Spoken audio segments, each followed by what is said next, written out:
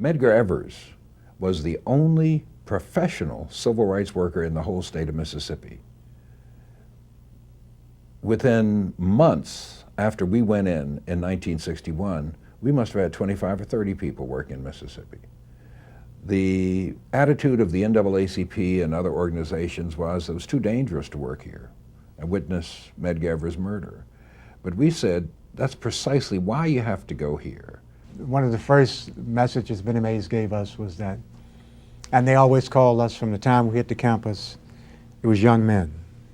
Young men, this is a segregated city. You might have to ride a segregated bus to go downtown, but gentlemen do not pay to be insulted.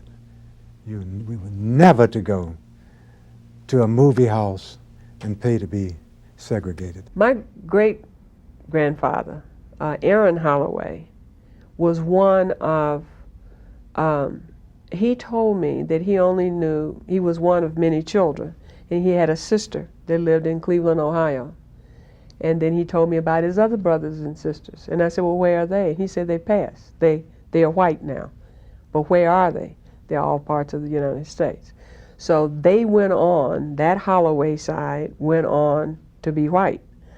In Little Rock, per se, I know my mother's, at one time, I think they had white on there for a card, like at the library. They would look at her and then write it down. One day I was watching this show on television that John Oliver Killens and Gil Noble, who had a show called Like It Is, and he was interviewing John Oliver Killens about the Harlem Writers Guild. And I was like, I heard of that. And I didn't even know it was still in existence. And he talked about how they meet and all this, and I mean, by now I've got a little suitcase full of stories that I haven't done anything with. These vignettes and all this kind of stuff. But also I've written this story, short story called Mama Take Another Step. And so I called them. They said, just send your work and we'll let you know if you get accepted. And I was like, well, okay.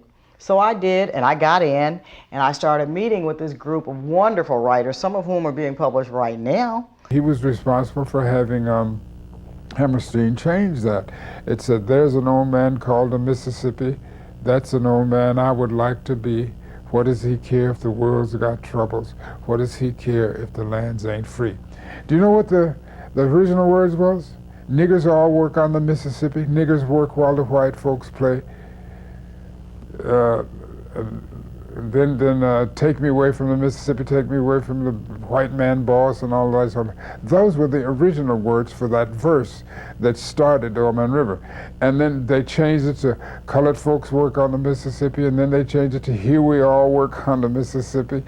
And Paul Robeson went a step further, and it became his protest song. He turned a song around that had the word nigger in it to make it his protest song. And it was this: there's an old man called the Mississippi, there's an old man I don't want to be. What does he care if the world's got troubles? What does he care if the lands ain't free? As African Americans, we cannot break a tie with Africa, no matter how hard we try. We cannot break a tie with the America in which we live, because we do live in it. Therefore, it became a thing, to my way of thinking, of not reconciliation, but of wisdom, of knowledge, of understanding of, probing into, delving into, and coming out of this complex of these two cultures mixing in with each other, coming out of that with a not necessarily new culture, but a new knowledge of self and a new feeling about being.